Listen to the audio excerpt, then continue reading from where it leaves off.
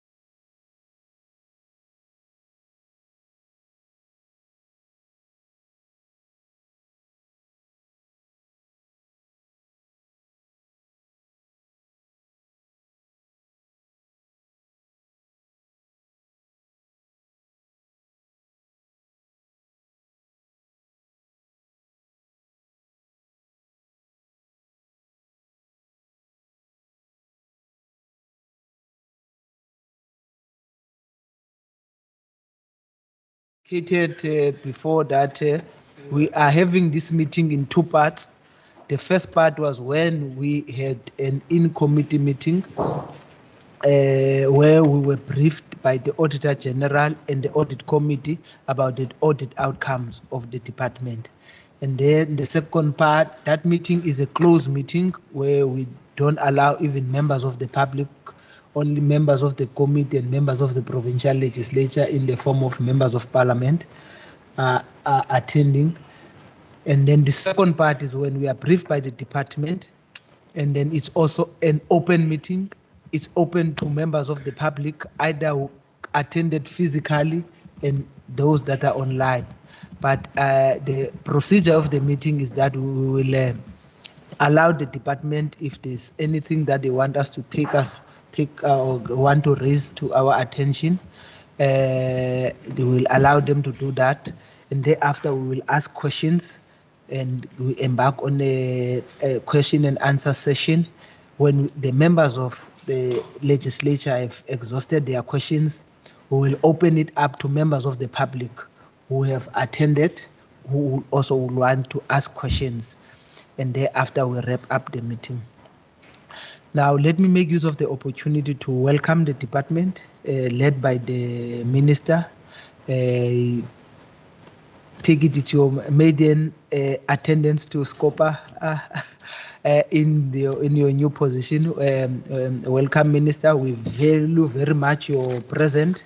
And then when we are in this process of oversight and accountability, it's always very important for us the fact that members of the executive attend as well, because they are actually in a way also the executive authority. It will be good, it's always good to actually have them in attendance. Welcome to you and the rest of the department. HOD, welcome. Now, the way we'll do it is that we will ask if the minister, you've got any opening remarks that you'd like to make, we'll allow you to do that. And the HOD, if maybe there are certain issues you'd like to bring also to our attention, please do that.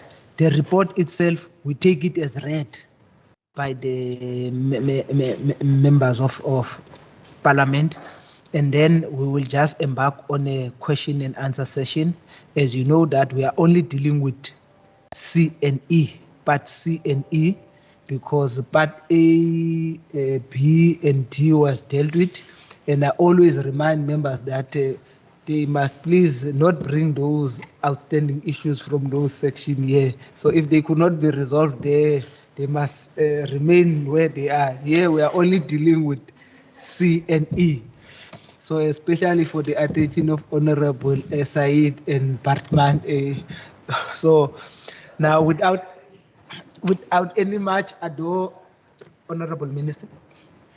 Thank you, Chairperson. It's impossible for the Honourable Khalid Sayed to have any questions held over.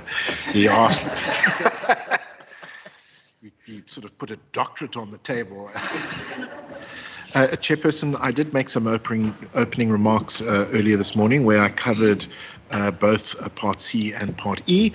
What I would like to do is to hand over to the SG for any of his opening remarks and introduce the team, and I think the faster we get into the questions, the better. Thank you. Thank you very much, Chairperson and Minister. Good afternoon, everybody. Thank you very much for the opportunity. I think, Chairperson, the main thing that I want to perhaps just say in this portion of the day is that the department did receive an unqualified audit with findings, okay, and that those findings are in the PDO area. And in that PDO area, the only thing I wanted to say is that we're on a journey as a department to try and get to the point where we have no findings on the PDOs. And if we look at our achievement, for example, in 2021, we had a 61% achievement on the PDOs. And in the year under review, we had a 74% achievement, so it's an upward trajectory. Clearly, we need to do a little bit of work on some of our definitions, some of our SOPs, some of our action plans. We know that we need to do a little bit of work in relation to that. And we are on a journey to get to that point where we can come before this committee sometime, hopefully in the near future, to be able to say, no, the department received an unqualified audit opinion with no findings. So that's just by way of introduction, Chairperson. It's a big department. I don't need to repeat that, but maybe also to reflect that we had 99.9% expenditure in the year under review on a 25.388 billion rand budget, which we don't think that's insignificant. And with that being said, I have my team here. They can all just introduce themselves. We can go down the line.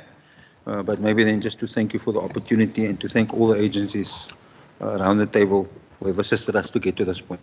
Thank you, Chairperson. Now, thank you very much, HOD. That was nice and straight to the point. But I think maybe let's just put it right. I think it's no need for the officials to introduce themselves, right, only when they are going maybe to give a response, and right, then they can start introducing themselves. Otherwise, I'm just trying to be very much economical with time. Now, honorable members, that having said and listened to that, now we are going to start with section C of the report. And of course, we know that in the manuals or in the hard copy report, it's the manual, it starts on 137.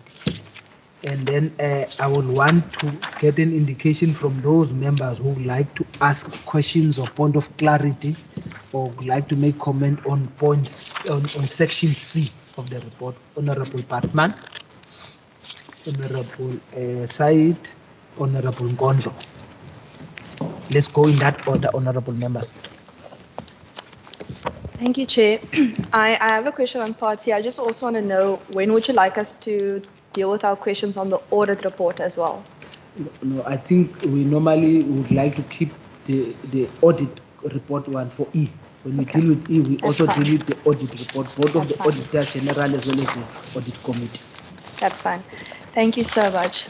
Firstly, to the Minister and Department, I know I said it earlier today, but really well done on the unqualified audit. You've been able to spend 99.9% of your budget, which I don't think has happened before in an education department. I don't recall I'm not sure, maybe there is an education department in South Africa, but I don't recall actually 99.9% spending. And when you look at your infrastructure budget, was 100% spent. And in infrastructure budgets across South Africa, it is, especially during a COVID period, it was very, very difficult to spend that, especially since construction was also on a lockdown essentially. So just well done on that. On page 141, it obviously speaks to, it seems like the major risk that we've received from the COVID period has been the substantial learning losses. And that is directly related to the social and economic circumstances that occurred during the COVID lockdown. So in order to deal with this, how are we going to move forward? I know the Minister has made an announcement regarding mathematics and languages and learning. So what is the plan going forward? How are we going to move towards gaining back that ground that we had before COVID? Thank you. Thanks very much, Honorable Said. Chair, thank you very much. This is our second time we are engaging with the department. Thank you. Chair, just on page 142, and tying in with the point raised by Member Bartman around the department not affording or cannot afford the risk of disruptive events that severely impact on long-term sustainability of school operations. Now, we do know, and I've raised it, but this is more in this context now. We note that the school operations of Heathfield High have been disrupted since 2020, since the issue around Principal Newman, Chair. Now, I know there's been quite a bit of cost also related to that. Could we get a sense from the department exactly what has been spent? We've posed these questions, but perhaps now to date, given that there's been some developments, what has been spent not only on the case relating to Mr. Newman, but even on trying to stabilize issues at the school. Yeah, just in terms of the spending in that regard. That's page 142. Then page 143, around fraud and corruption. The department has obviously made a statement around the negative impact of fraud and corruption. Now, with regards to contracts for the National School Nutrition Program that have been awarded to the same company since 2016, we've been raising this. Now, without going into a tender that has been open, what has been the audit? Okay, at the audit committee are here. Perhaps they could also speak to that. What is the audit committee's advice regarding contracts such as those? It is a 2-year contract which keeps on being extended. Has there been a discussion as to whether that is a contravention of the PFMA? Has the 2022-2024 contract been finalized yet? Okay, no, I think I've posed that already in the press. I'm not going to go to that aspect of it, but the first part, most definitely. Thank you. And then in terms of cases, page 143, Chairperson, there's a table of cases there. Could the department perhaps provide us with details of all the cases, including what the charges were and the final outcomes of those cases? Then page 151, the fourth bullet, transfer payment COVID-19 responses. Now, we are aware that the Special Investigative Unit has made findings regarding the department for the COVID-19 expenditure, especially the awarding of contracts to a company, Masekame Trading. That's in the public domain, so no need for me to not mention the company. I just wanted to get a sense as to what has been done to implement the recommendations of the SIU, and what is the update with regards to some of the individuals that the SIU has implicated. Has that been challenged? Are they no longer implicated? Where are we in that regard? Thank you, Chair. I think, no, that's it for this section. The rest will come in Part E. Thank you. Honorable Nkondlo. No, thank you, Chair. Let me start with the last section in governance in Part C on BBBE. I just want to check whether the department does have its certificate from the BBBE Commission as a compliant and a department of the state in as far as BBBE is concerned. And as part of that, if I look at the table, the last two, the department said no, and I just want to get confirmation from the department that in delivering its services, they do not have any public-private partnerships, which is why they have a no there, with no criteria for entering into private partnerships.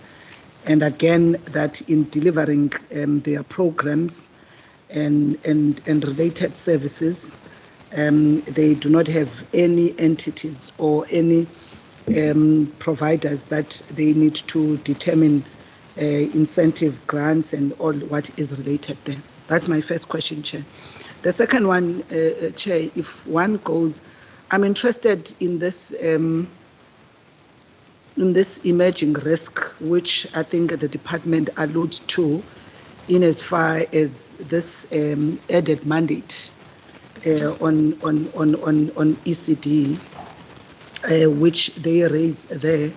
I think to speak about the extension of the age cohorts that the department needs to deal with now, which is children and youth, because children, in terms of the Children's Act, I think it's 0 to 16, if not 18, and youth is only 14 to 35. So a child from 0 is not youth by definitions in South Africa. But my interest here is to say the emerging risk that the department is raising there under emerging risk.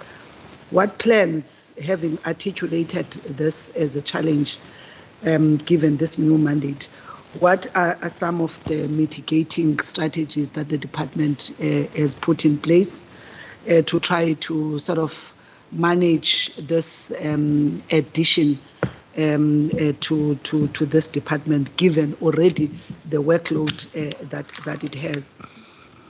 And also, I think if one looks at the section before the key emerging risk, I think the department mentions, I think, part of the challenges that they have inherited or experienced during the COVID, which is the losses that I think Member Partman was referring to. And indeed, I'm interested to check, given what now with COVID no longer with us, what is it that we are transitioning to? And I'm raising this in a school environment where you had to actually introduce, a lot of changes, be it in terms of the methods of learning, methods of teaching. What is it that the department, post COVID, are we seeing?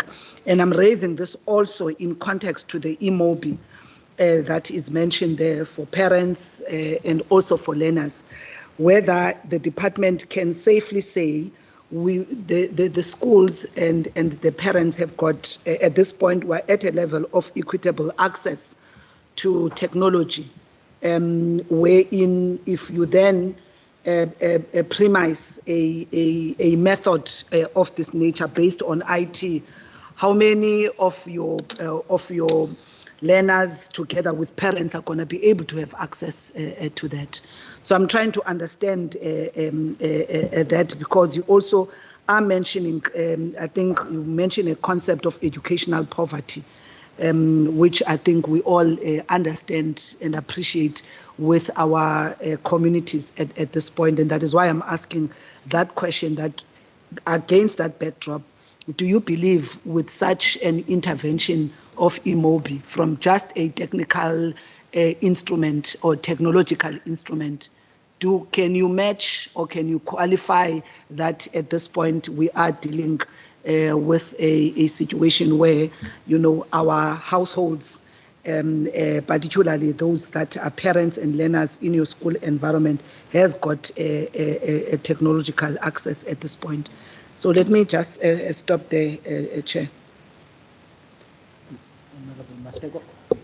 Thank you very much, Chair. I think, Chair, most of the questions that my colleagues have covered me, and again, I need to congratulate the department for the improvement, and maybe I'll talk the audit committee language of saying that there is still room for improvement to really achieve what, like the HOD mentioned, that there's still more that can be achieved.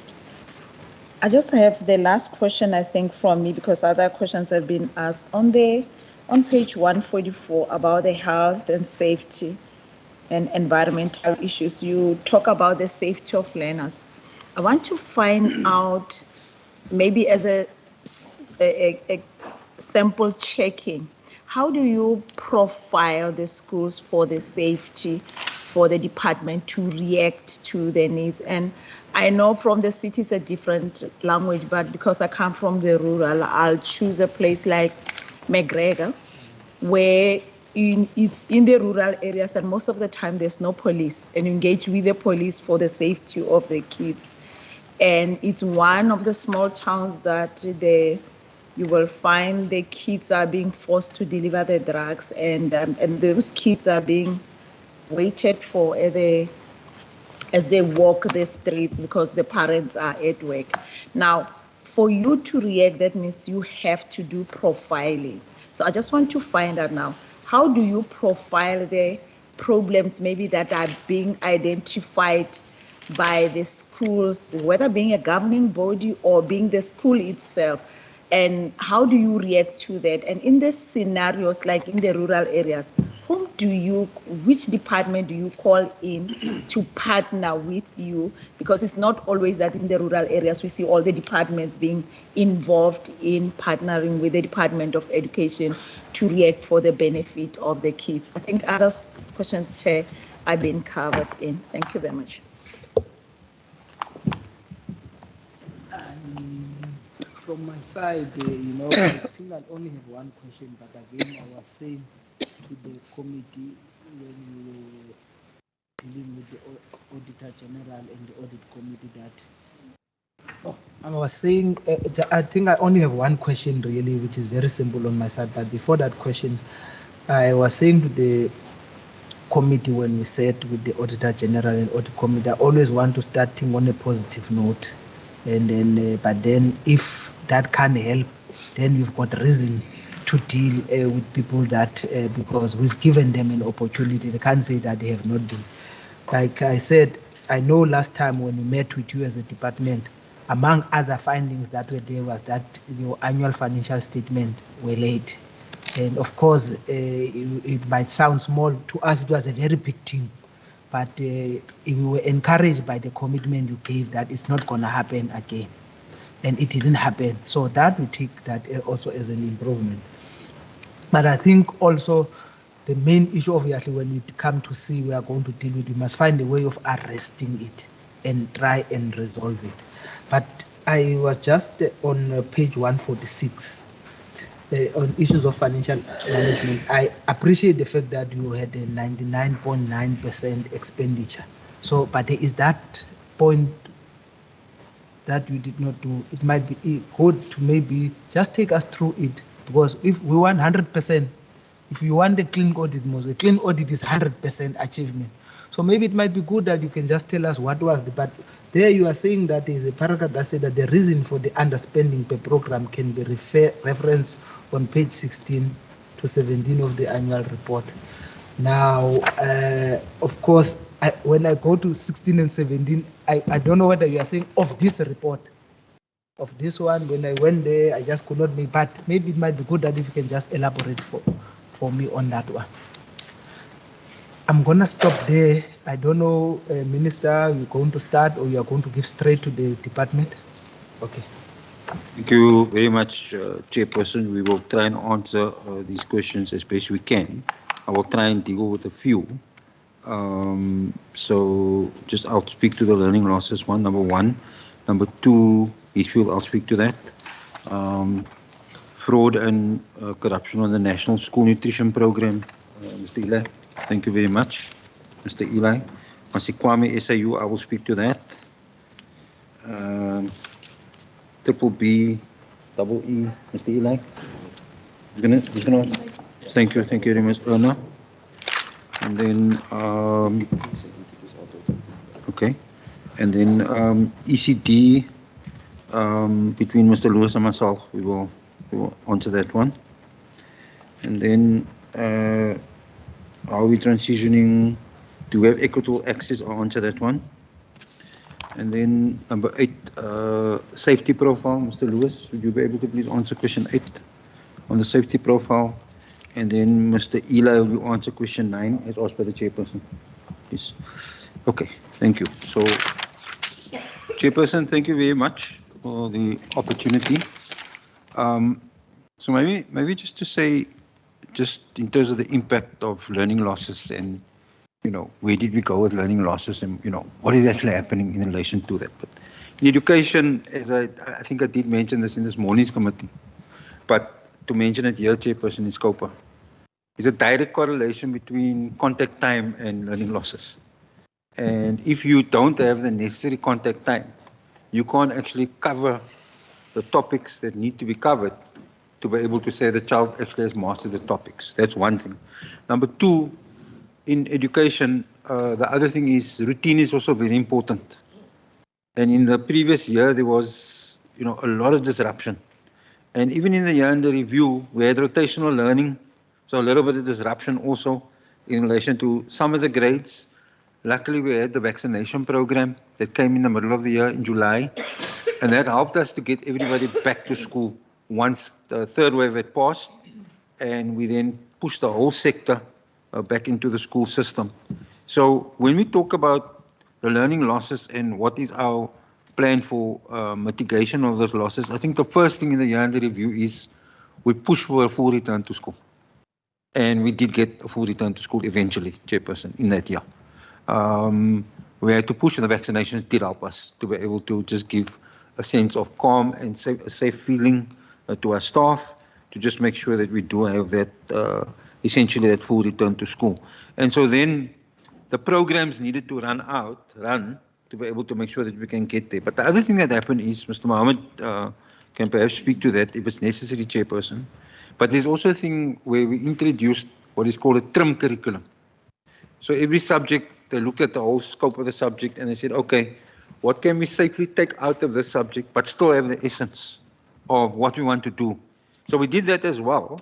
And obviously that just helps, I think, our children to just get on the cycle. But what we did with the systemic testing, which we conducted in September, October of the year under review, what the systemic testing did is it gave us the first, let's just say, technical glimpse into what we knew to be true in our hearts and in our minds, that students had suffered learning losses. And in fact, what we found from the result, as a result of that, those systemic testing, is that these learning losses tended to affect the younger learners in a much worse way than they did the older learners. So you see, for example, in grade 9, the come down gaps aren't so high, and in grade 6 they're a little bit higher, and in grade 3, which is where we did the systemic testing, they are the highest.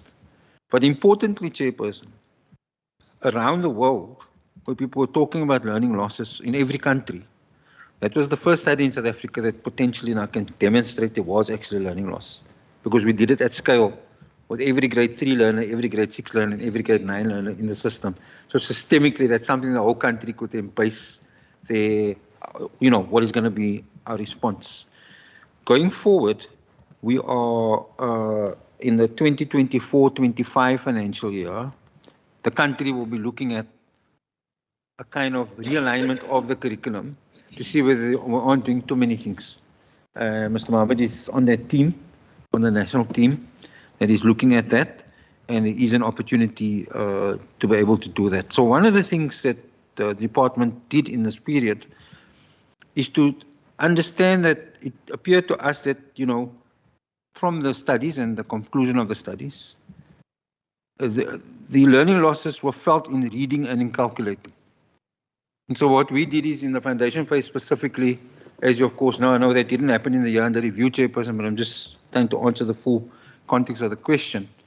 We actually increased the number of hours spent on reading, and we increased the number of hours spent on mathematics, especially in the foundation phase. Now, you will call us back to this committee in the next 2 years, and you will ask me the question, HOD didn't have any effect. And so therefore, I cannot give that answer now, Chair. But in terms of the proactive measures that we've actually taken, we provided readers to make sure each learner is reading. We also, Mr. Mohammed, be able to talk a little bit in more detail about this, but we also started to ask a question about how is reading taught. So I'm not an expert in that, but the people who know more than me have gone into the pedagogy, the way we teach and learn, and start using big words like phonemic awareness and so on. But I mean, that's for experts. But essentially, they've returned to a methodology that people like Sylvia, like mine, that we know how we were taught to read inside the school system. And I think that we're going to see, we believe that we will see effects on the system going forward as we go forward. So, Chairperson, that's just in relation to the first question. As far as the question on the cost of Heathville, we will have to give that answer to you in writing, Chairperson. Because remember, this thing spans a long period of time. It's been coming on for a while. And so then we'll give this committee a detailed breakdown of the costs. As far as the National School Nutrition Program. The detail of the cost of the case. Excuse me? Which The Efield High School matter. oh, Stabilize the school, cost to stabilize the school. As far as the the National School Nutrition Program is concerned, Mr. Eli, who's answering that one? You are? Thank you very much. That is on the 3 suppliers that we've renewed their contracts and so on. If you can just answer that one, please. Thank you. Yeah, thank you, Chairperson. If I may just start, Chairperson, just to say that the technical matter around contract extensions, let's start there and look at what the NTIs allows you to do. The NTIs does allow you to extend contracts, either expand it or extend it. The latest requirements is around that, and we are in line with that. Just to say that the requirements around that, for that, if you do extend contracts in general, is that you must inform Provincial Treasury in writing about that, and you must inform the AG about that. And we've done that in the past. Then in terms of the NSNP contract, that matter served at the standing committee for this department, and we've submitted the detailed information around that already to that committee as well. But let me, to the standing committee, not to this, on education and cultural affairs and sport. Oh. Yeah, that matter was raised in the chambers, and we submitted a detailed report around that as well, in respect of, you know, the whole event about why the contracts were extended and the reasons for that. But let me just briefly go into that. The nutrition program is governed by a conditional grant, and the main holder of that conditional grant is DBE. And what they do is they put out obviously in terms of DORA, Division of Revenue Act, they put out a menu as well, which we have to comply. So when we went out in tender in 2018, for the first time, we had to cancel that tender because the menu at that stage, during the time that we've advertised the tender and we were busy evaluating, DBE changed the menu in terms of NSNP. And so it would have been unfair for us at that stage to continue proceeding with evaluating and awarding the contract. And therefore we decided that in the interest of fairness and transparency, that we rather cancel the tender during that particular time. Then after that, once we got approval from a DBE for the menu, we then continued with the process of advertising. So currently where we are, and as you know, COVID happened and everything else, and that we can also give details to this committee as well. We've went out on tender last year, and we are currently busy evaluating that particular tender. Not to go into the detail of that, because it's in the evaluation stage, and there's some sensitivity around that information, but the number of tenders that we receive and the process we have to follow to make sure it's a fair, it's a fair process and it meets all the legal requirements, it's quite extensive. It's quite extensive. And the number of bids that we received is also quite extensive. We were quite surprised, given the size of the tender, that we received so many bids. It was actually quite surprising to us. But again, when it's not 3 or 4 bids you're receiving, it's more than 100 bids, then you must know you got quite a lot of work on your hands. And therefore, for us to make sure, given the environment we're in terms of possible litigation, and to reduce the risk and to make sure we can comply with all the prescripts. So that evaluation took us for the latter part of the last couple of, I think around 10 months now already. So we're in the final stages of that bidding process, in evaluation stages, and we're hoping to award the new tenders very soon. So we've made some progress in that regard, and again to say that that the process we follow there is within the prescripts as well. and we've been in discussions with the AG around that particular tender as as well. So, Chairperson, that's where we are with the NSMP. But again, Chair, just to remind this committee, it's also being dealt with somewhere else as well. Thank you. HOD.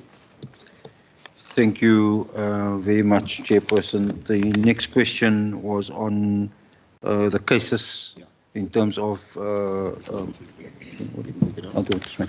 On the cases, just in terms of what we have received. So, in the period under review, Chairperson, 12 cases were closed. Allegations were substantiated in the following 9 cases: 7 cases of fraud, corruption, theft, and other. Of the 9 cases, 5 cases reported to SAPS, following a recommendation by PFS, and 2 cases were reported to SAPS by SGBs. 2 cases of irregularity, and in 2 cases, investigation was concluded with no adverse findings. In 1 case, the investigation was concluded with no adverse findings. Mr. Gillard, do you want to add? No, covered? Yeah, I think just Chair, it's in on the page 144 is also a brief outline in terms of what the HOD has indicated as well. Thank you. Okay, then moving on to the Masikwami SAU matter. So, there are a couple of things to say in relation to this. I have actually traversed this with the committee before in the last annual report, but I will just go back over the territory again to talk about how we had what actually happened. So the first is to say there were no findings in that report of fraud, no findings of corruption, no findings of fruitless and wasteful expenditure. Finding was on procedural irregularity. So the recommendation in that report was that action needed to be taken against 3 employees of the department. However, as I did report to this committee before, because there was a perceived conflict of interest, given the fact that one of the officials involved, as our section that deals with labor relations would have dealt with this ordinarily, reporting to him, we took a decision to refer the matter for recommendation on what we should do to the Department of the Premier. The Department of the Premier prepared a report for me. That report recommended no action against 2 officials, and it recommended progressive discipline against 1 official. We executed the issue of progressive discipline in the department. A written warning was given to the official involved, and that is that story, Chairperson, on Masikwami. Okay, then if we can move on to the Triple B matter. Anna, I think you were going to deal with that. I can do that, SG. Thank you very much. Good afternoon, Chairperson and members. For introduction, my name is Erna Veldman, Chief Director, Financial Management. Question on the Triple BEE.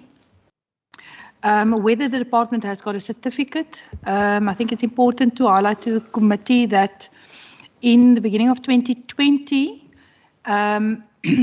DTI provided clarity to National Treasury with regard to the requirements for disclosure on Triple BEE by organs of state. It is during this time also that it was indicated that the regulations that prescribed for departments to be evaluated, which will result in a Triple BEE certificate as we know it with the rating, is not applicable, and departments only report based on the template provided by National Treasury, and it's very similar to what we have published. That certificate was completed and accordingly submitted to the Commission. So yes, we complied, but it is not the same certificate that is commonly known for service providers. Thank you. Thank you very much. The next question is about ECD, and the question was what plans have you articulated, what mitigation strategies in the year under review. So we must just on the ECD, Mr. Lewis can add to the answer if he feels I haven't covered it sufficiently.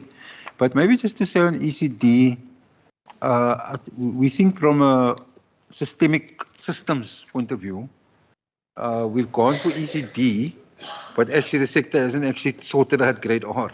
Because what you got is compulsory schooling from grade 1 to grade 12, but it hasn't actually sorted out grade R, and then it added on ECD. So in the year under review, the Premier called a session with the two MECs involved, the DSD MEC and the WCD MEC, and the officials, and met with the sector, the ECD sector, to talk about what is actually going to happen on 1 April 2022.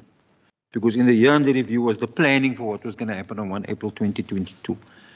In that discussion, it became apparent to us that we shouldn't really change anything immediately until we have a very good understanding of what are the services actually being delivered.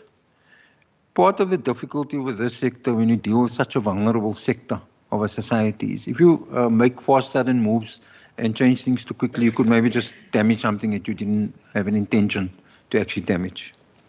So we took a decision there with all those NGOs, the DSD runs through NGOs, which we as a muscle, this department is not used to. So it runs with NGOs. We took a decision that we will maintain everything the same for 24 months. With hindsight, that was a very good decision, Chairperson, a very good decision. Some of the provinces went to just say, no, we're going to take over this thing and we'll just put it in our systems. So like you run up against procurement, you run up against, memorandum of agreement, you run up against, which is, these are muscles which must still be developed inside this department. The result of that was in one or two of the provinces, we see a collapse of ECD. So what we're doing now is gaining an understanding precisely, number one, how does the sector work specifically? Number two, to maintain the service. Number three, to make sure that we can cut out some of the things that we think are excessive or perhaps that we're not doing properly. To make sure that in the end, when we do any form of transition there, the whole sector actually moves with us. In addition to sort of mitigate the fact that grade R hasn't been universalized. You would have seen that in the current year, it's not in the year under review, but in the current year, MEC announced that basically for grade R, teachers in the grade R in our public schools, we would recognize the qualifications and they would be equivalent to post-level 1 teachers, and those who are underqualified, we're developing a pathway to make sure that they do get qualified. Obviously, those that are not qualified, that's another issue, and we have to work out how we deal with that. But that's in relation to the progressive realization to make sure that we can get to a point where, at the end, it is positioned for the reason that ECD came to us. And the reason ECD came to education, Chairperson, is because they spoke about the fact that children present and they are not school ready. They present in grade 1 and they are not school ready. So now, in order to answer that question, what must we do to make them school ready? We've gone a cautious, softly approach right now to be able to get to that point where they are essentially school ready, and it's on, I regard that as a journey. I don't know if Mr. Lewis wants to add anything else. Mr. Lewis, please. The name is Archie Lewis, the branch head for operations. Just one or two additional matters. The one has to do with access to ECD. And access to ECD can only be achieved once an ECD site is registered. If that site is not registered, although it exists, it will not be subsidized.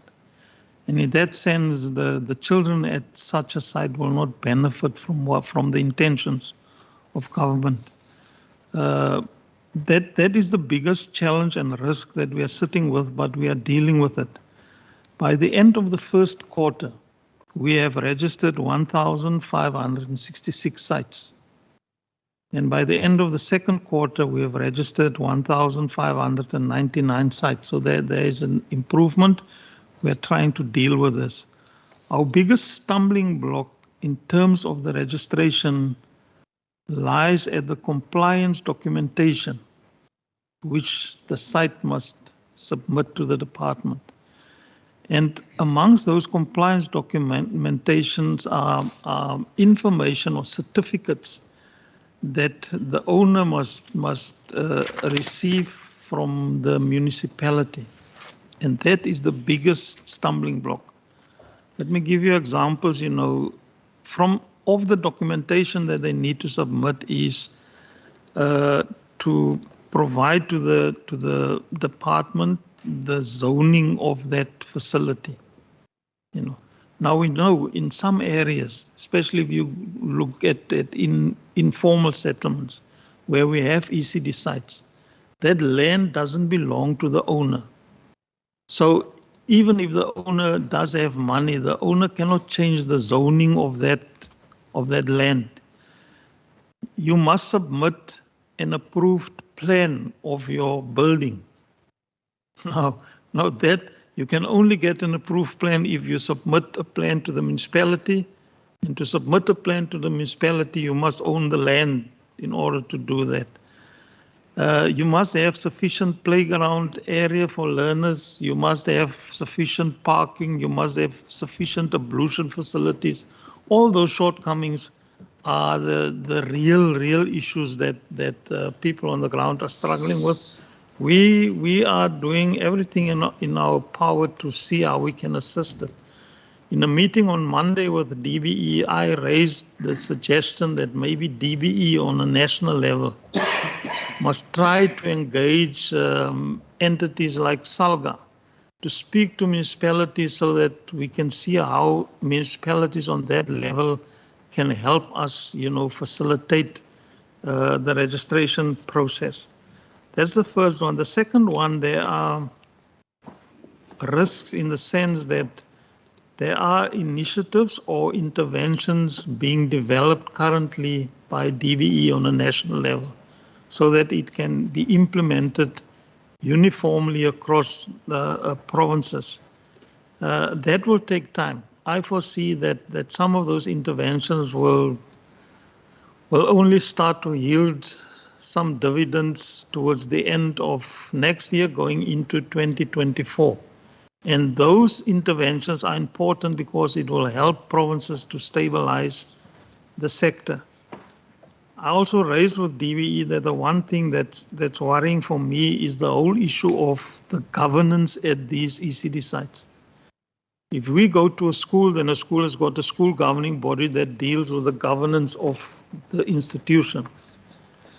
But at our ECD sites, this is a gray area. There's no governance. So the owner owns, the owner receives a subsidy from the state, and the owner decides what to do with that subsidy. So it can become risky, especially where you have people who do not act responsibly in terms of the mandate that we have given to them. Having said that, Chair, the current service level agreement that we have with the ECD Centre, that is the instrument that we currently use to monitor and to ensure compliance and so on in the absence of a governance model. Thank you. Thank you very much, Mr. Eli. Mr. Chairperson, there was a question around public-private partnerships and whether the department has any of those and whether it entered into such agreement. The answer is no. Public-private partnerships requires a particular process and procedure which gets dealt with by Provincial Treasury, but the delegation for that actually lies at National Treasury level.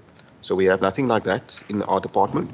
What do happen is that we do have partnerships at school level, but that's between the governing body and a particular party. Whether it's a company or some other person that's interested in the well-being of the school. But that's not a private. Schools don't have to comply with the PFMA Act, and therefore it falls outside that ambit as well. So just to say that we don't have such sort of arrangements. Thank you.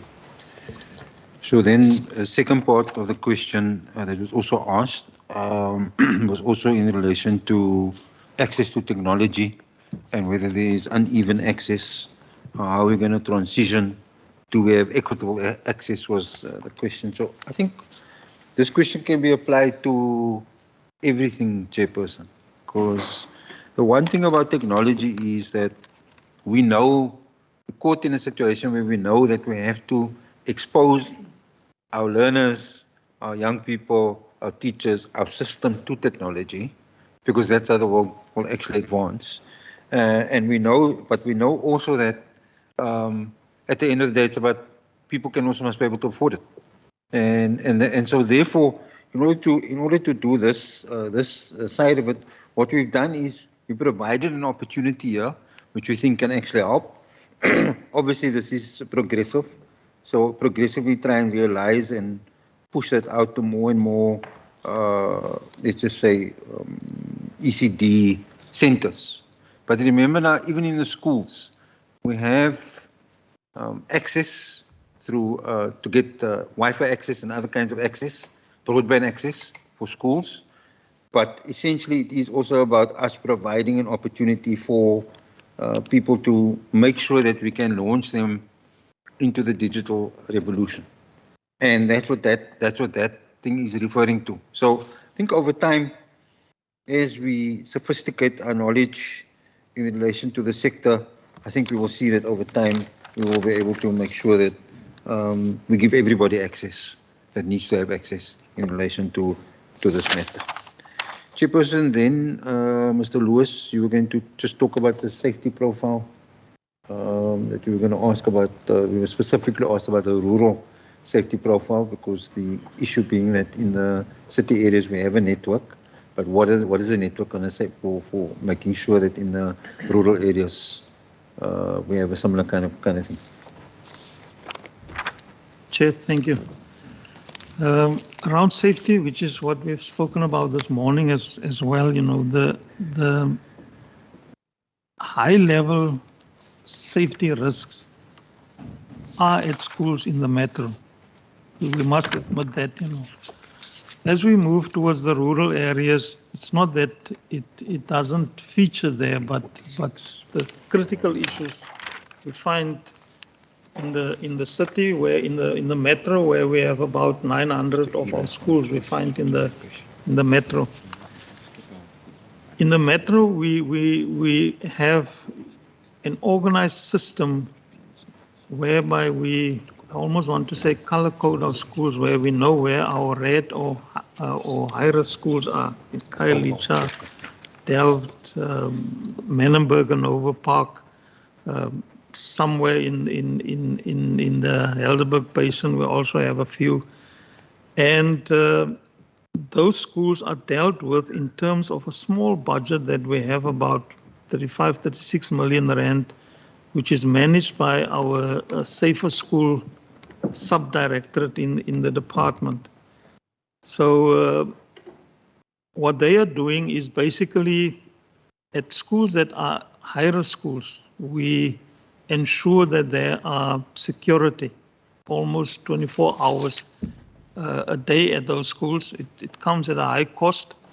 What we also do during school holidays, when we know that there is a high rate of burglaries and vandalism, then we spend an additional amount of money to secure or to place security officers at most of our schools, which we know can be vandalized.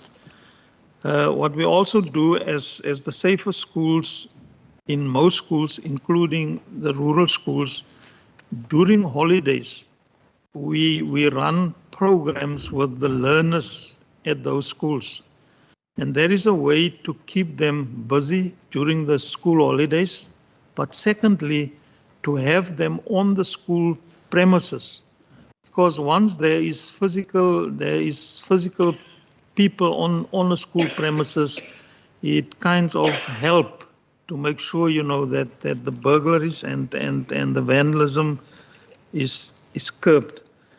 Then what we also do in terms of the safety, and that is done by the branch education planning, is to ensure that at these critical schools that there is they've got a fencing program, and they roll out about 30, and if they are lucky, more fences at schools to prevent, you know, your external agents and elements to get onto the school premises and cause disruption. So we are doing things, but we can do more. The last thing that I want to say is that each school has got a school safety committee. And the school safety committee comprises of the entire community. Even SEPS forms part of a school safety committee. There are some of them that's not operational, and we are dealing with that. And then the last one is that the WCED, with the help of the ex-Department of Community Safety, developed an online tool which is called the Safety and Security Resilience Scorecard, whereby schools can go onto this online program and complete a questionnaire. It's quite a lengthy thing, and you must do it in one sitting. And many principals have indicated, but they do not have the time to sit for so long to deal with it. At the moment, 758 schools have completed that scorecard. And that scorecard also gives the department an idea of the profile of that school and where the weaknesses are and where the strengths are, so that we can spend our money in our schools at the right places. Thank you. Thank you. The last question was on the underspend, Mr. Eli. Thank you. Yeah, Chairperson, just in terms of your question, I think the question was in two parts. Just to say that the description on page 146 was comparative figures for the previous financial year, and for the current year we spent 99.9%. So we've improved compared to last year. But just Chairperson, you asked a second question. What does it take to spend 100% expenditure on a budget like this? It's quite an enormous task, because you spend about 1.4 billion rand a month to some personnel. That's just some personnel.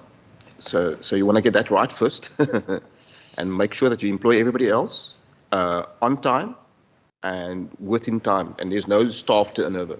So that in itself is quite a feat to keep and maintaining that in terms of staff establishment. So for education departments in the country to just maintain their personnel budgets and to keep a tight control of that, that's quite a feat given the size. We got 40 we're going to about 46,000 people now on the payroll.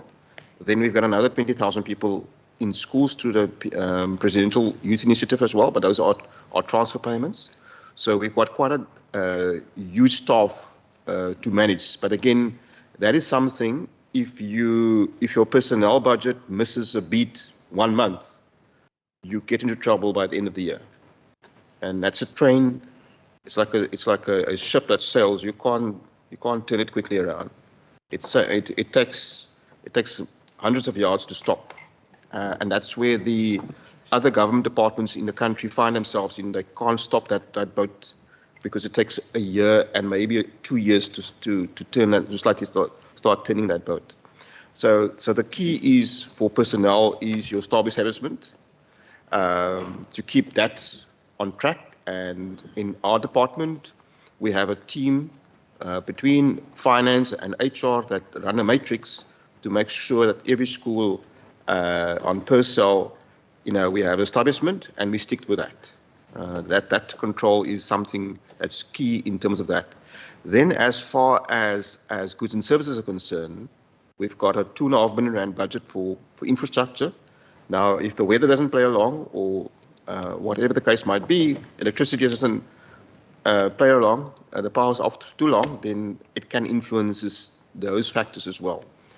But, and then, Chairperson, when it comes to other types of goods and services, then it's a procurement issue, but it's also a supply issue.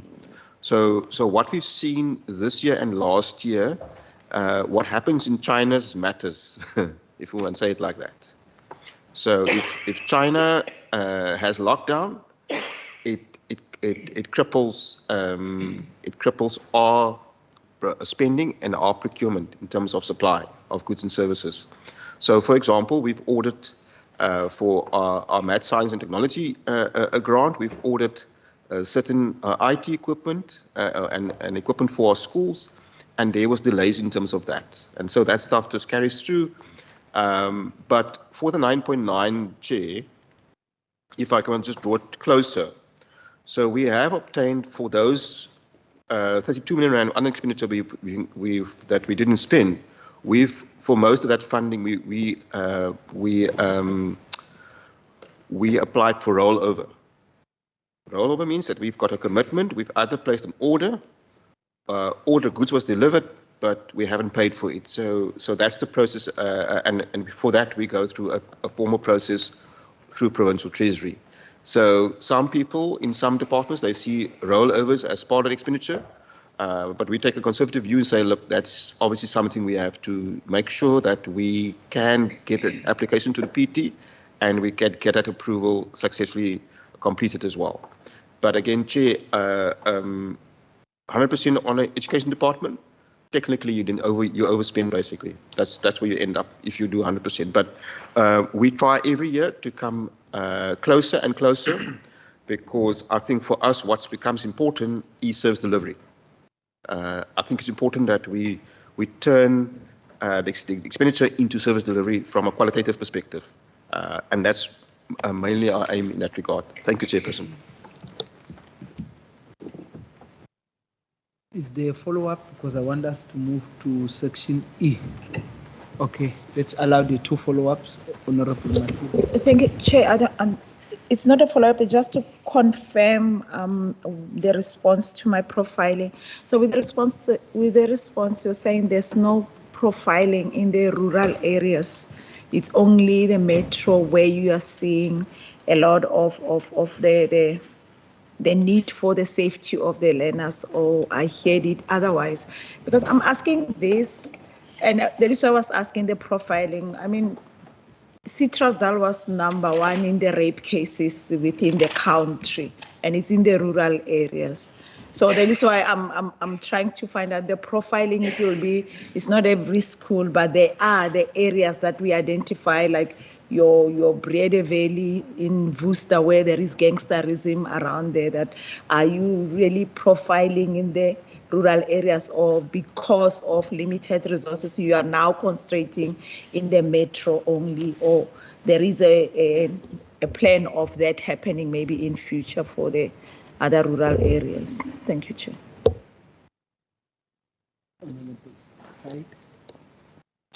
Chair, thank you very much. Just add follow-ups on 2 responses. The one on the issue of the nutrition program, the NS, what's it? Just the abbreviation NSP. I hear the response from the CFO, but I mean, we know PFMA and those issues, and the AG is here as well. Just my concern is, by not advertising, by having the same 2 companies, what message is being sent out in terms of competition in the market?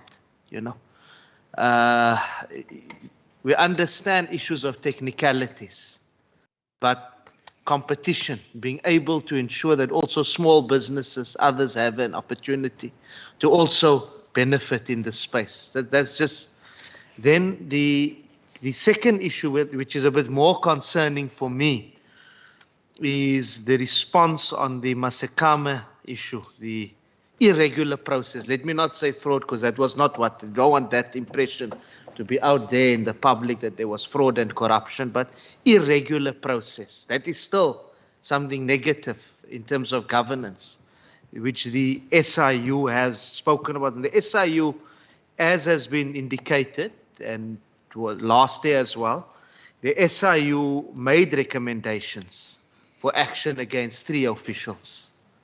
I understand the HOD is saying that because of conflict of interest, it was sent to the Department of the Premier. I've got because not been furnished with the Department of the Premier's rationale as to why the recommendations are saying there must be action against 3 officials.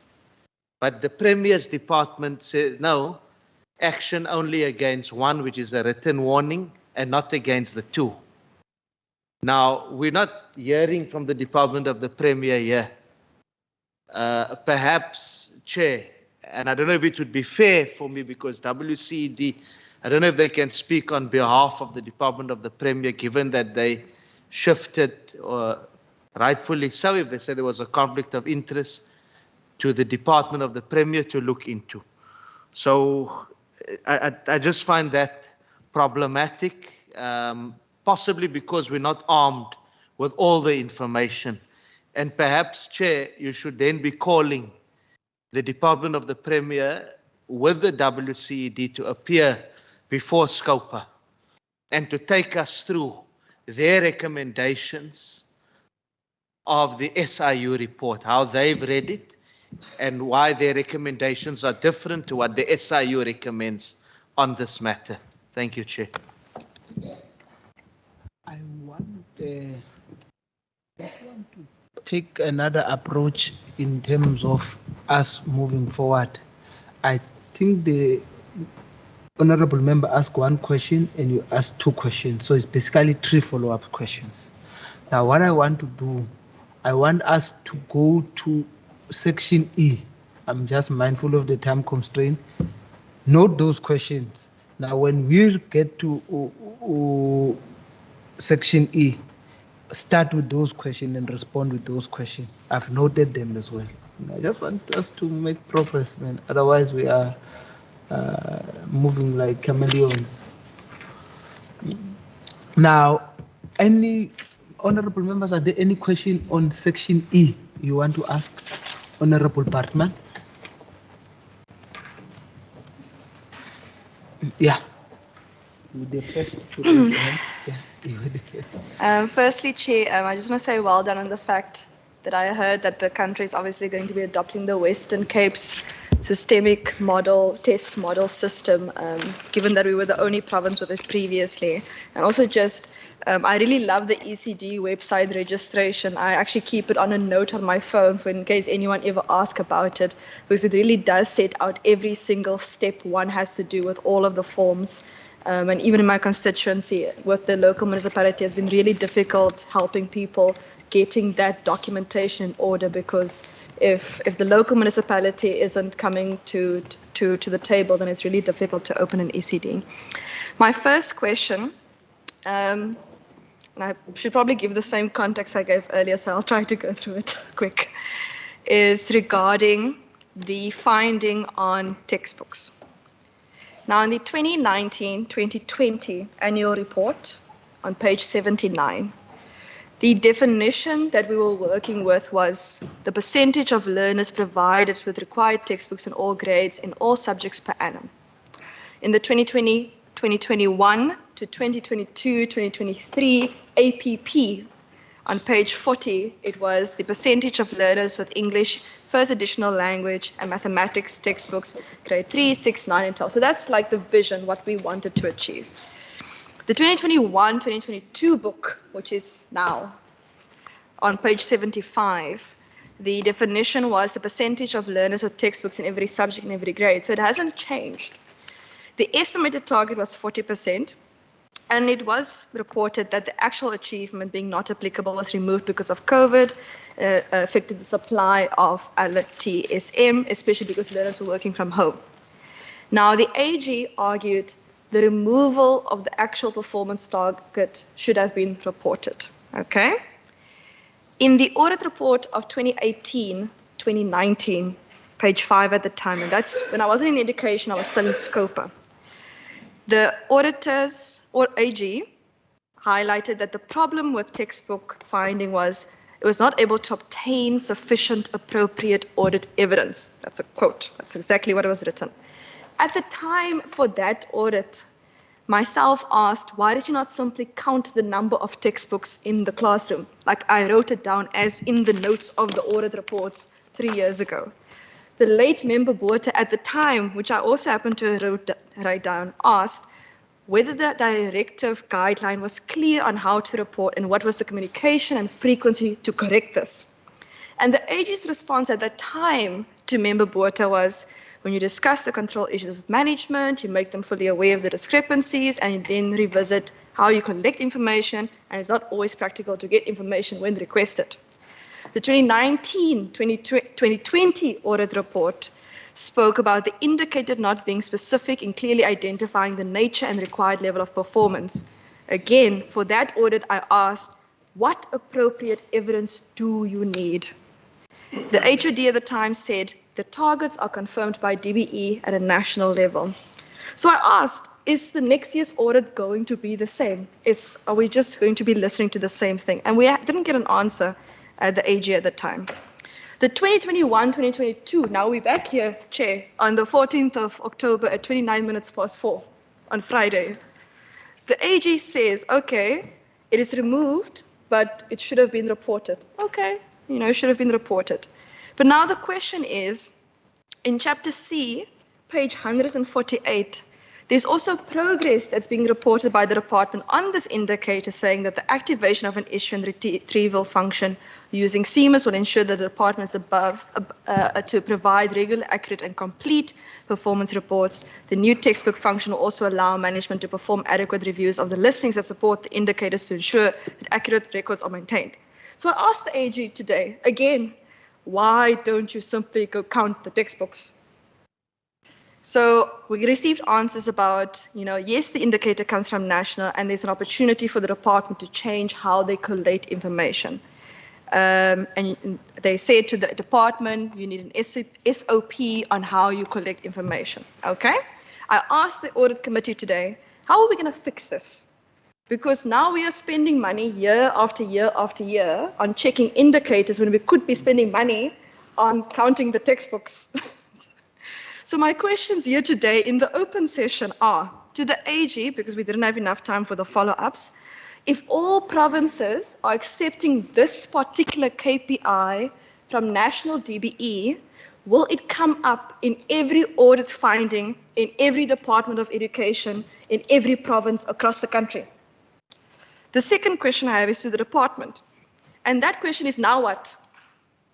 What is going to change? What are we going to do? Because firstly, if the department has the ability to change the indicator, why don't we simply change the indicator? Secondly, why is the progress on page 148 of Chapter C of this year's annual report not sufficient? And thirdly, alternatively, if you sponsor Member Syed and I some water, maybe some fruit and some taxi fare, we are very happy to go count the textbooks for you. Because we need to get past the fact that no one is able to reliably count textbooks. Because when we go as a committee, and the department, they give us these profiles of schools in the education committee. So we pull the education profile of a school, and it will say at the school profile, you have 2 computer labs, you have a library, you have a science lab. And you know what we do? We go and check whether you have 2 computer labs. And then ask Member Side, I will walk past the different computers and I will check how many computers you have. I'll ask how many of them are working. We will check the hard drives. We will check if you have tablets. We will check if you have laptops. We will ask of your LTSM thingy budget, how much did you do for the top up? And we ask you, are you spending the extra money on the tablets and the school? So I don't understand, if we can go count the computers, why can we not go count the textbooks? That's my first question. Must I wait for the rest? Oh, sorry. Okay, thank you. The second question I have regarding the learners being retained, the learners retained finding in the audit report. Sorry. So the grade 1 learner numbers was apparently, or seemingly, I'm not sure the correct English, maybe my English is running out because it's reaching almost 5 o'clock, wasn't really audited previously, because at the time, the answer given to Member van der Westhuizen was 2013 was outside of the CMIS environment at the time, but now the problem has been solved. Okay, I get that. Grade 9 is being audited in terms of learner numbers. I get that. Grade 9 is the numerator. Grade 1 is the denominator, okay? I hope I'm getting my numbers correctly now. Okay, 1 was audited, 1 was not. Could we simply not have gone to the schools and checked the registers and checked the current CMIS? And alternatively, if some entered the school and now you're on the CMIS system, I don't understand why we can't just pull the information from other provinces. If someone, for example, comes, I mean, there was a stats essay picture of which provinces people come into the Western Cape, how many come from Gauteng, how many come from the Eastern Cape, and so on. Can we not just go and check who, with their reference ID numbers or whatever, comes into the Western Cape so that we can then say, okay, if we're not reliably able to check the retention between grade 1 and grade 9 in the Western Cape because some people come in, can we not just ask for the information? I feel we are arguing about language now over the past 3-4 years and permissions across departments. Because the question is, what is the solution? How do we go forward? We can't be sitting here 4 years after a row arguing about how an indicator should be written. Thank you, Chair.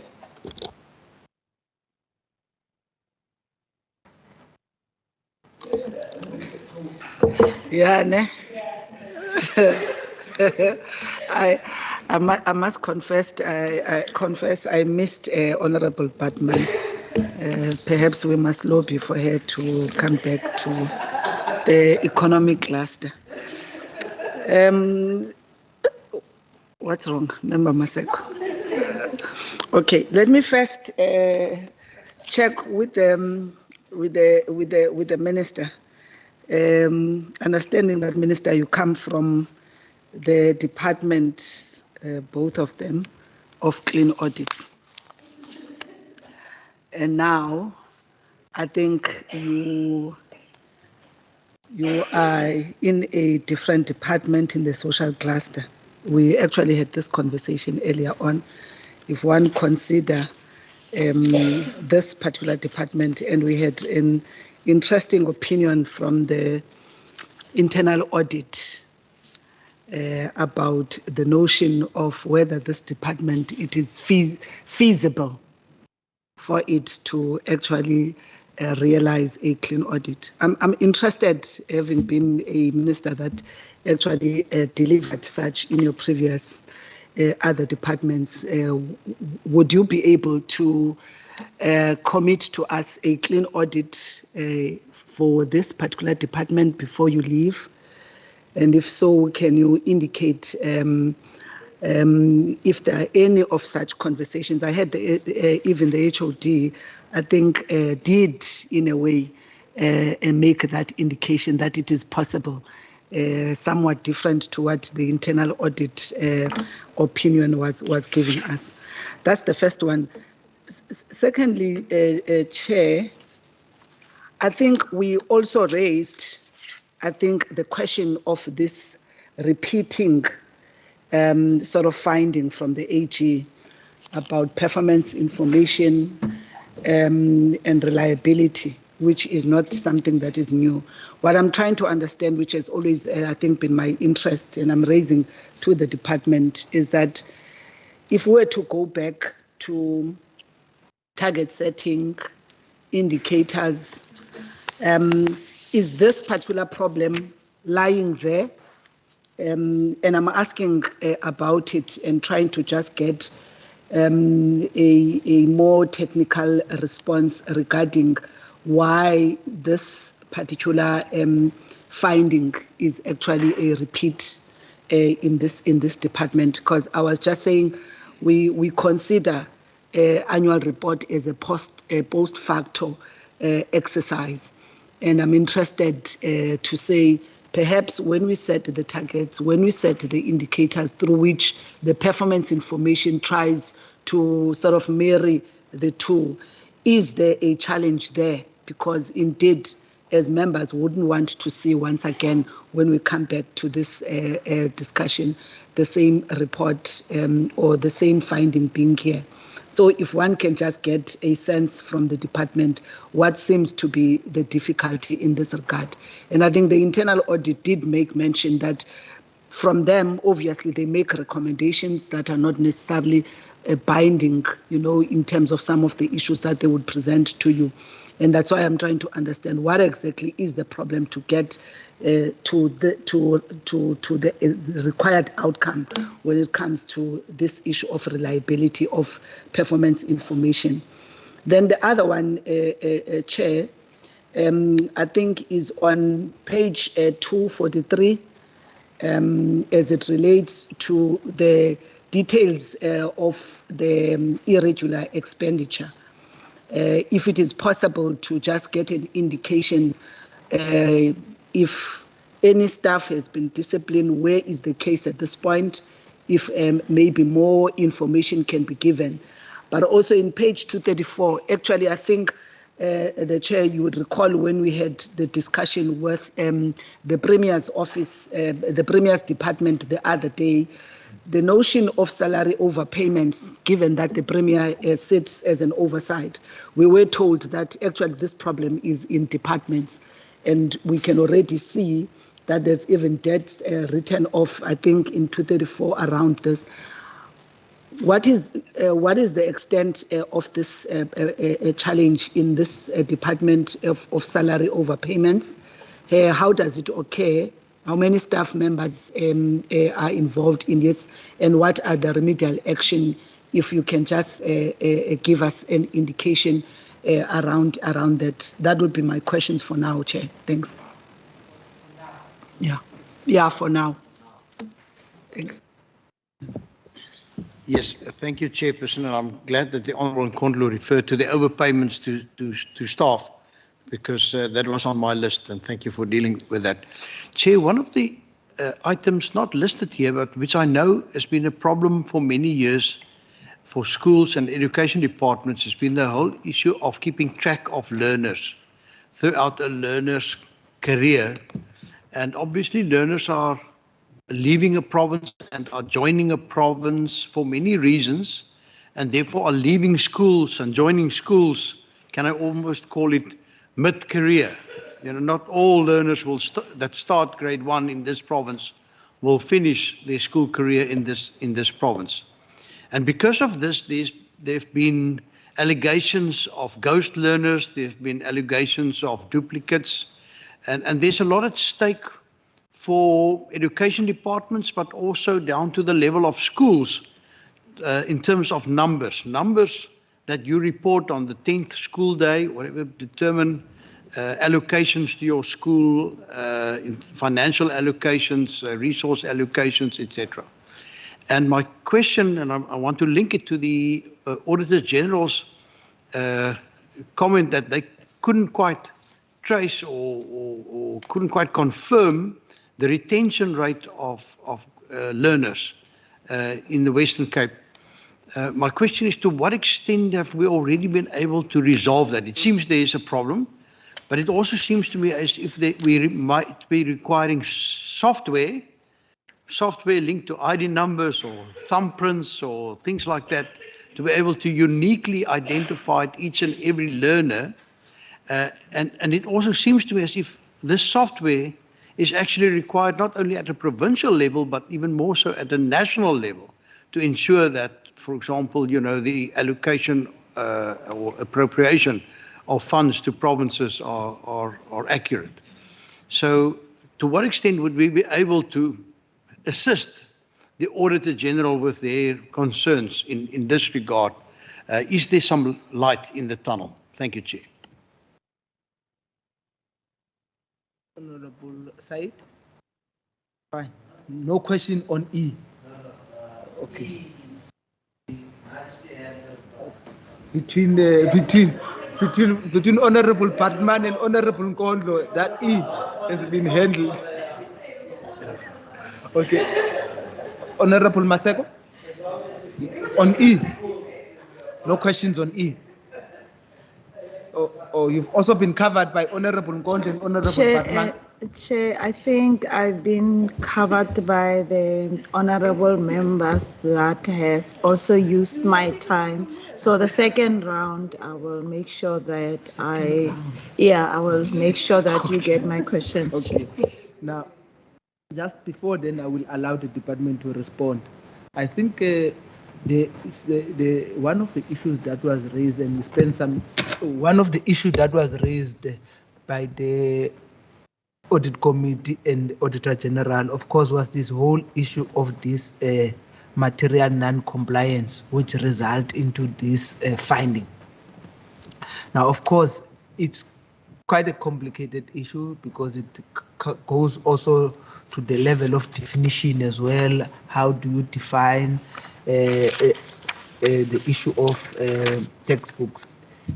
So it becomes, and of course there was also the issue of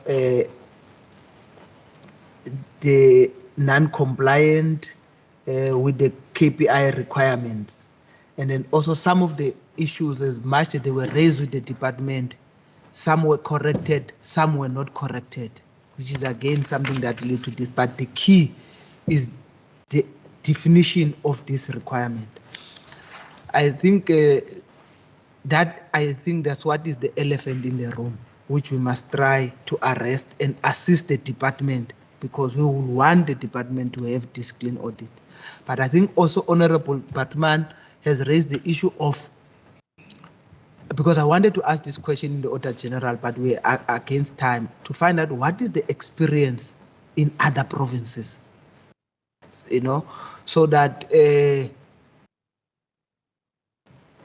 if we can find ways of learning, or if it's a national problem, then we know it's a national problem.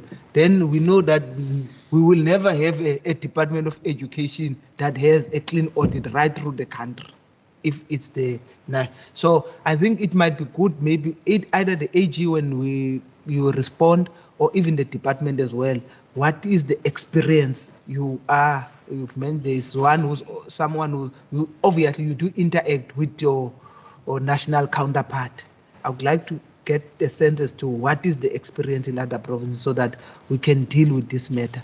But I think again, honorable member, maybe without laboring the issue really, we might have also get the response from the department as well as the Auditor General and Audit Committee. Maybe let's pack it for ourselves at the resolution when we resolve as to how do we resolve in order to assist the department as well. Department?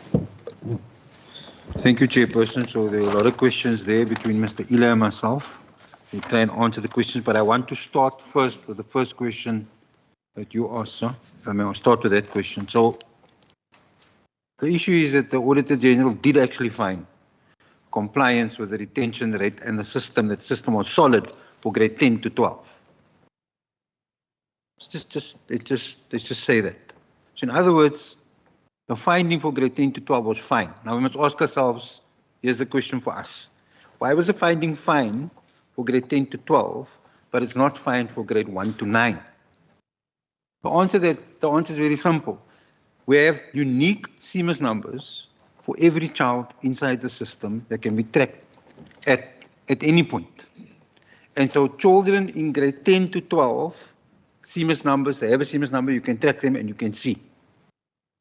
The system wasn't introduced in 2013 when this code was in grade 1. So immediately there's an anomaly.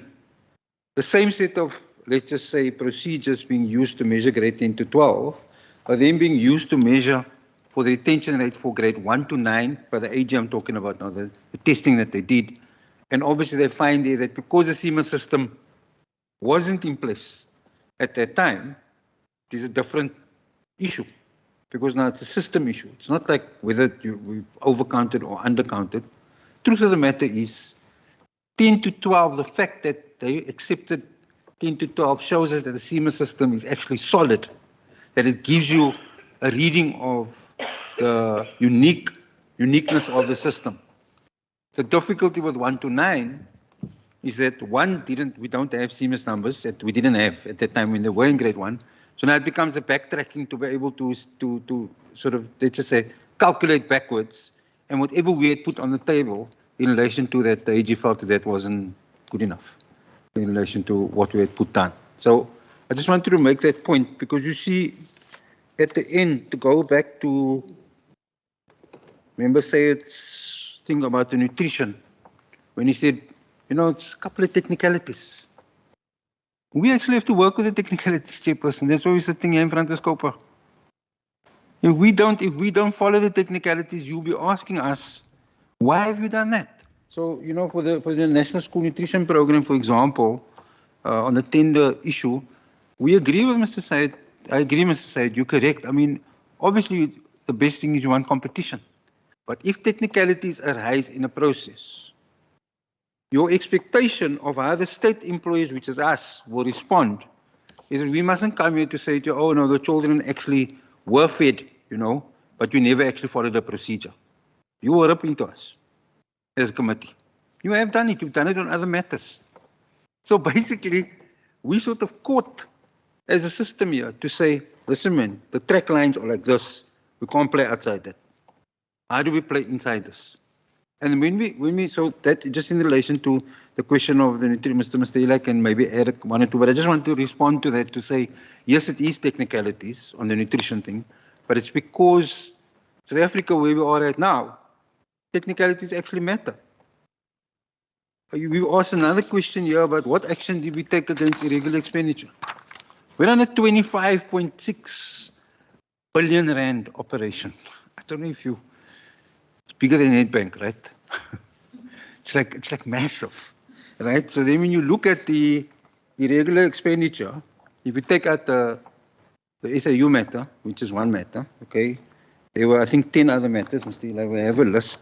Take that, it's, I think 3 or 4 million rand on 28.6 billion of irregularity. Now, clearly you want to move to a point, chairperson, where you have no irregular expenditure. But in some cases, it just isn't possible. Now, what we've done for each of these actions, there'll be consequence management, because that's what the law says. So there was another question about, did you take action against the people? Yes, all of these we have the answers for every instance where we have actually taken action against whoever didn't follow the process. But I think as officials, we're caught between, we have to deliver the service, but we've got to do that within the rules.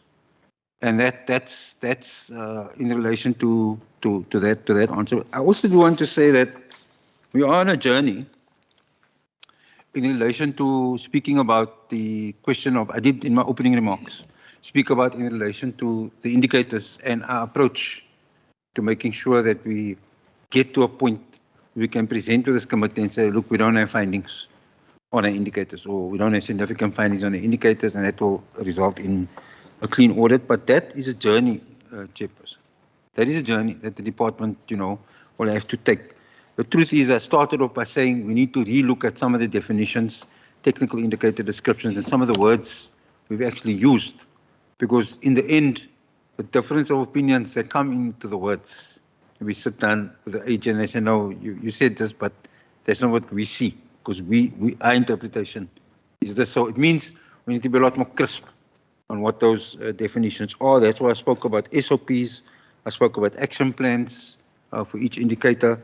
I spoke about definitions in my opening remarks, because I know that that's something that the department would need to tighten to be able to get to where we want to be. Just on the question of Masikwami, it's up to the committee to decide, but we followed the processes that are involved in a situation like this if there is irregular expenditure, and I'm confident that that can be presented to the committee, or we can share whatever we need to share, or we can call the Premier's department to share this. That's fine.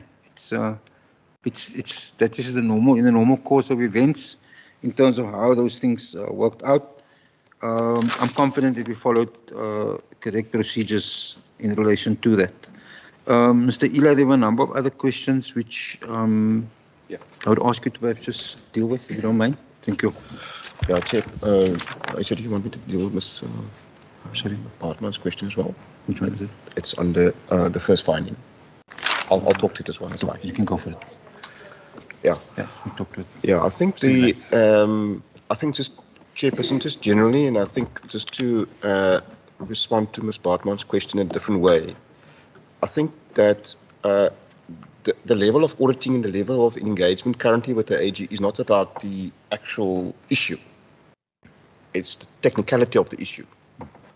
It's let me say to you now, just where we are now with this finding. This finding is not about the textbooks. This finding is about the indicator we removed, and then the AG said we want to report on progress, and we then gave the information to them. And then they said, well, the way we calculated the percentage performance there was calculation errors in there. Because of that, they reverted back to their first finding, which is the fact that we disputed the fact that we have to report on progress to date. But what also needs to be remembered, we specifically want to remove the indicator, and that's followed due process in terms of last year, where it was approved, due to the fact in COVID we had rotations of learners and timetables, and therefore the systems at school level were compromised. However, the AG insisted that we have to report that figure, which we then gave them some information. And again, not to repeat myself, they found technicalities with that issue. So it's not about that schools do not have textbooks, that learners do not have textbooks. That is not the issue here. The issue is a technical issue. Because the reason why I'm saying that is, I just need to, Chairperson, just to remind the committee that on the 25th of May, we came to the committee to say what progress and what actions we're going to put in place to deal with this particular matter. And if I just repeat that, to say that we said we will put it onto CMIS, we said we're going to put out a circular, we said we will issue a school planning calendar to assist the learner teacher support material committees at schools. We said we'll develop a standing operating procedure for schools. We said that we will strengthen controls at district level for monitoring, and then the learner teacher support material framework will be amended and updated. That's all been taken care of. So that's why I'm saying, Chairperson, the technicality here is not about textbooks and whether there's textbooks at schools or not. The issue here, it's about the way we're supposed to disclose this thing, and there's technicalities around that. So it's culminating into something else. And therefore, Ms. Baartma's trying comparison to the findings of previous years, these are two different findings now. In previous years, there was issues about technicalities at school level and how schools keep records, and whether they are a learner with 4 textbooks that's counted as 1, or it was a learner with 5 textbooks counted as 0. So those are the technicalities that's underlying these type of debates and arguments, and our engagement with the AG. But again, I think my HOD has given commitment in terms of the way forward, because this department, Chairperson, I'm not sure if you're aware of it, this department is the only department, education department in the country that had 4 clean audits in a row prior to last 5 years. So I'm not sure that's still the case, because I know other provinces' education departments struggle with other issues as well. But I mean, this department did have 4 clean audits in a row about 5 years ago. And so therefore there is this urge, because it's like rugby. If you know you won a game, it can become a habit. I think for us is trying to get into that habit again.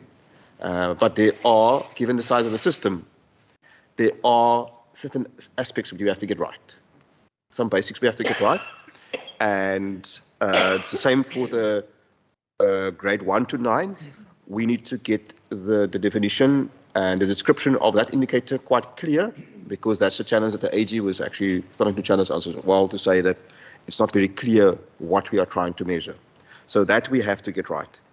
Then, Chairperson, just in terms of the question by the other member around salary overpayments. So what we have in education, as far part of the labour agreements are concerned, that when people become ill, they normally get about, I think, 32 days or so sick leave. But if they exceed that, for whatever reason, they go into incapacity leave. But then the law, then it goes to what we call a health risk manager, that then has to assess that case afterwards and see whether that case has merit or not. If the case has merit, then the salary that we've paid to that person stands, becomes a valid payment. However, if the health risk manager recommends that the incapacity leave, the extended leave of that person is invalid, means the reasons provided is not substantial, then we have to reverse that person's salary and we have to recover it. Okay, that results in a salary overpayment then, by its definition.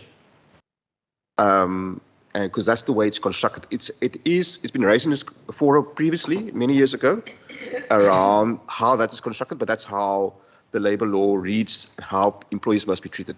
And that results in a salary overpayment. So when you read about us writing those debt off, there's also a process for that. As the SG said, we are about technicalities. So to write off debt, we have a policy for that. We have to first try, if it's in this particular case, if it's employees, we can recover it from the SRS. That's the kind of the easy part of the policy. However, if they've left our service, then we have to try and trace them. We also, in some cases, employ a private debt collector as well to try and trace people, because as the department, we don't always have the means to trace people. But in the private sector, people have other means to trace people. So then once we trace the person.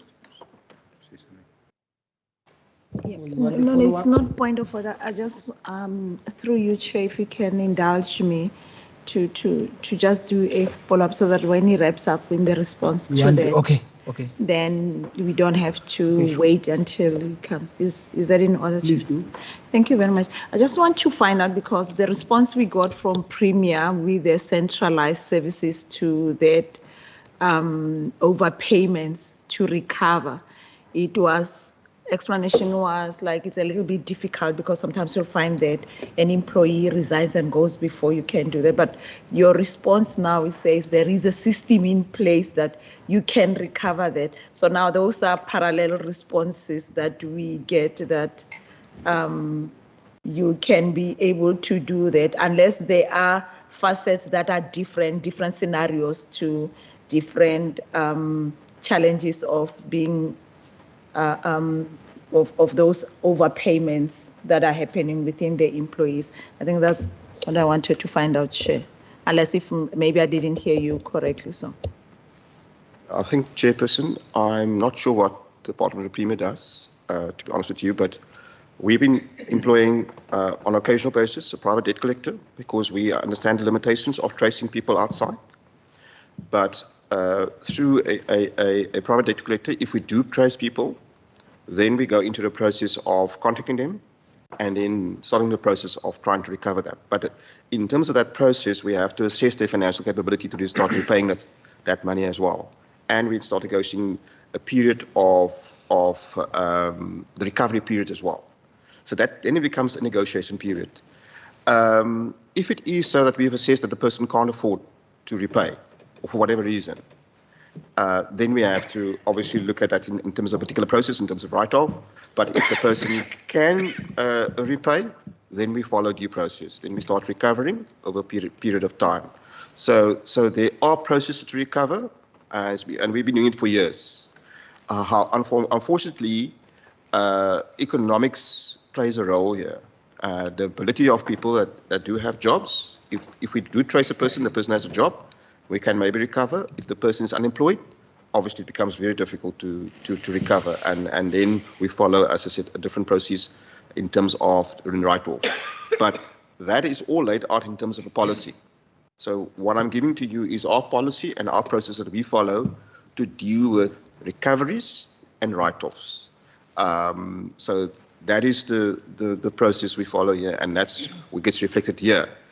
In terms of the nature, in the past, Provincial Treasury did encourage us not to write off and to try and see if we can recover. But as you know, in this country, if I may say it like this, 30 million people receive government grants. Unemployment has been in the past 2 years in increase, and slightly coming down now. So when we do trace people, we have to look at people's economic circumstances. What they can afford, what they can't afford. It doesn't necessarily mean we get there that the people are in a very good position to start repaying. But there is a process, and there's a fair process as well. We also involve the state attorney as well in some cases as well, where we can recover or not. But again, it's laid out in our recovery policy, in terms of debt write-off policy to try and see what is possible and what's not possible. So, Chairperson, that's it in terms of my response in that regard.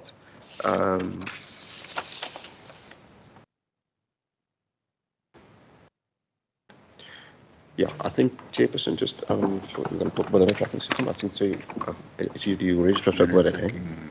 System is the CMAS. Yeah. Maybe just to reinforce it. Yeah. You just say, just in terms of learner tracking, CMAS system gives you a unique ID number, identifier, put it that way, is the wrong number, and a unique identifier to each learner, so you can track that learner right through the system. So there's no, you spoke there about ghost numbers. There's no opportunity for that because essentially each learner has a unique number. And track that learner through, and that unique number can be tracked back to the learner's profile. That's it. Now, just before while you are on CFO and HOD, just CFO and HOD, just roughly the value of this nutrition project that is being keep on being as well as the SIU investigation. What are the values that we are talking about there? Just estimate. The nutrition contract, in terms of our the overall amount to spend is 441 million rand per annum on the SIU and the matter. person has been doing it for 6 years. Three-year contract. So it's a 3-year contract which you renewed once. Yeah. Okay, that's fine. And then the SIU investigation, what estimate value are we talking about? 54 million. 54 years. No, I'm quite impressed how the minister has quickly picked up these figures. No, I'm just maybe finished, and I just wanted to, when you finish, I'll just make a comment. If are there any other outstanding issues you wanted to respond on? Chairperson, I think we answered everything that was asked. Okay. And this is, Minister, I think, wants to say something. Maybe before I give the minister, AG and the audit, are there any responses or addition you'd like to make or comments you'd like to make?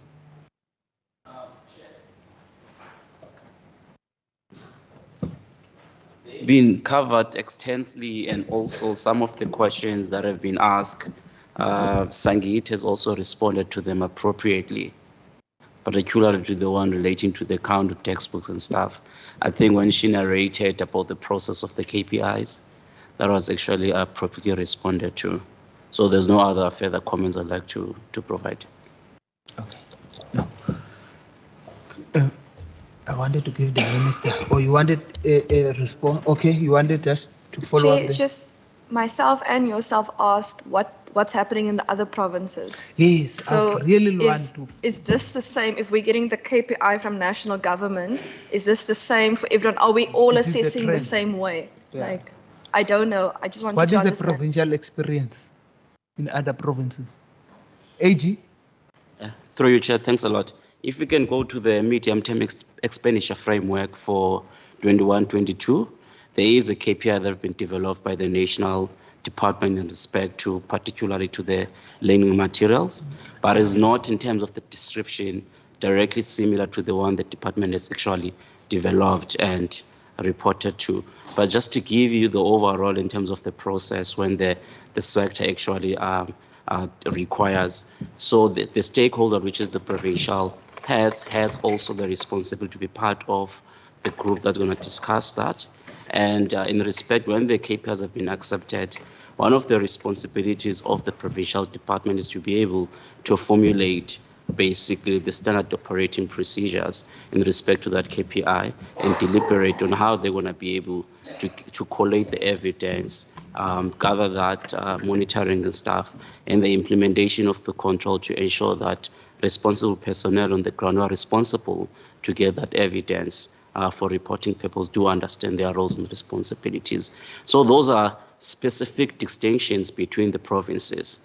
And also basically it depends whether each and every province has the capacity to be able to implement such controls. So you may have like similar KPIs across the entire regions of the education departments. However, it depends. You have the capacity in terms of having effective controls to ensure that we report appropriately in those KPIs.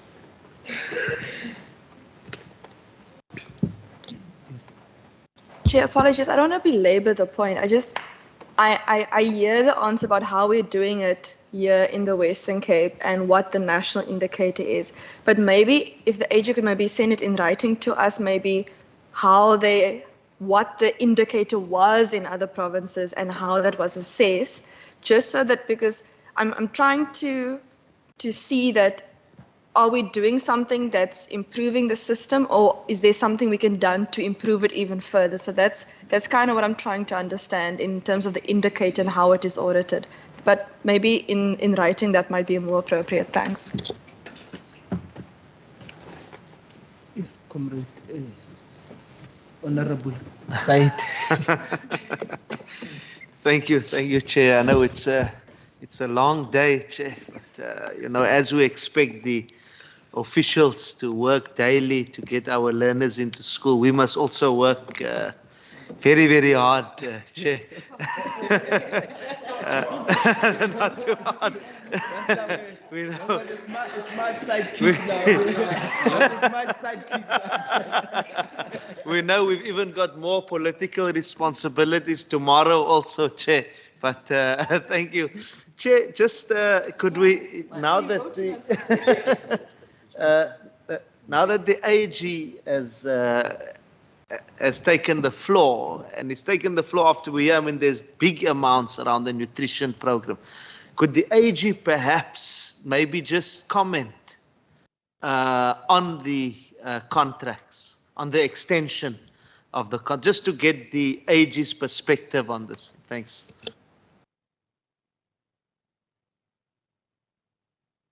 AG? I'm not really sure if I do understand exactly. I don't know the details of what I need to comment on. Now, is it something that is in the annual report, or?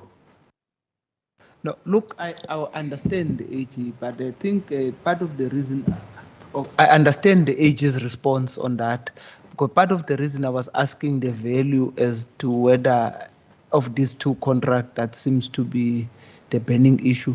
I think maybe it's something we can, as a committee, take it at the resolution level and not real. Otherwise, I don't want us to be seen to be putting the AG on the spot or using the partners against each other, because we're supposed to be partners here. We have kind of also adopted an approach whereby, I think it was with the Department of the Premier, where we feel that if we must call everybody under one roof, so that we don't keep on calling this one, then we're going to have a meeting with that one, then we're going to have a meeting with that one. We bring everybody together, but give them time to prepare as well their answers, and not kind of be seen to be hijacking them.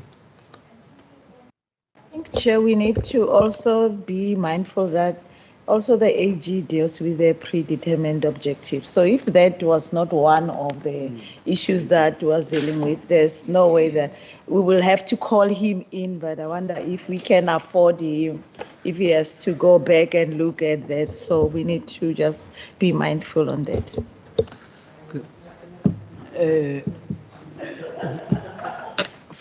Honorable Van der Walt, stays in your hands, was up, or you have been covered? Yes, thank you, Chair. I was just wondering whether we are going to get or give homework over the weekend. No, so you take it to another level now. Now, I think you should be the last now, Honorable Said. I'm the last, Chair. No, Chair, thank you. I want to agree. Look, those issues were not really in detail. These are more scope matters, but I want to agree with the recommendation prompted by Member Maseko, but we give some time perhaps. We call in the AG and the department, but not necessarily to be dealt with now. I want to agree with your recommendation. No, we'll deal with it. But I know she says we can't afford him now, but possibly but let's deal with it in the resolutions. Thank you. Yeah. Honorable Minister. Thank you, Chairperson. There was one question put to me. I mean, I think we all understand in this committee that the Department of Education is a complex department, probably the most complex department in the provincial government. A clean audit is an aspiration, and we know that it can be done because it has been done in the past. And I think that Brent Walters has been very clear, to use his own terms, that we are on a journey to a clean audit. From my perspective, from the executive authority's perspective, I've had excellent opening meetings with the audit committee, and also excellent and very insightful meetings with the Auditor General. And I think from my perspective, there are really two things. The first is we have to strengthen our strategic planning, getting our indicators and our standard operating procedures right, and the head of department has already actioned that, and it's really, that is the journey that we're on. And then also, importantly, the piece of homework given to me by the Auditor General, of course, is to monitor on a quarterly basis the action plans, particularly in relation to predetermined objectives. And I think that we are then will be on a journey to a clean audit for the education department. Thank you. Thank you. I think in a way then, Honorable Minister, that there's been maybe your closing remarks as well, because I don't think even other members got other questions to ask from the members on the members on my left, the leftists on my left. I don't think they've got further questions now. But I think then what I will do then, honorable members, let me make use of the opportunity to thank the department, the Auditor General, as well as the Audit Committee for their time of having to come and brief us about the annual report. I know it must have taken a bit longer. It's simply because we have kind of display some interest because of the report, the nature of the report. And then I always tell members that when we are embarking on these rigorous questions that we are asking you, it's not about catching you up. It's about wanting, firstly, to fulfill our responsibility of oversight, and as well as that of playing our role on accountability. And then we want to always do that in a constructive manner. If we can be of assistance, we will offer that assistance.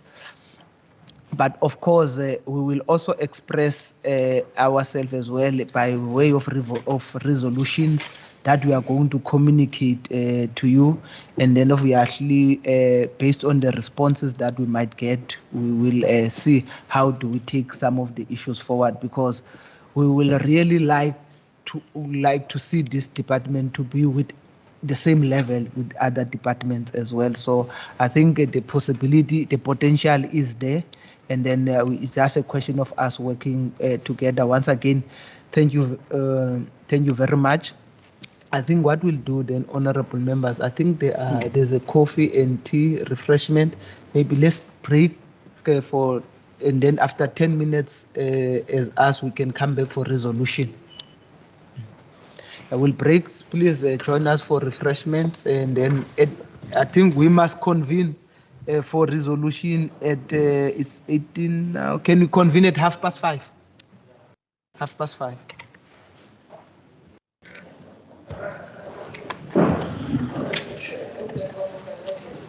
That's what now.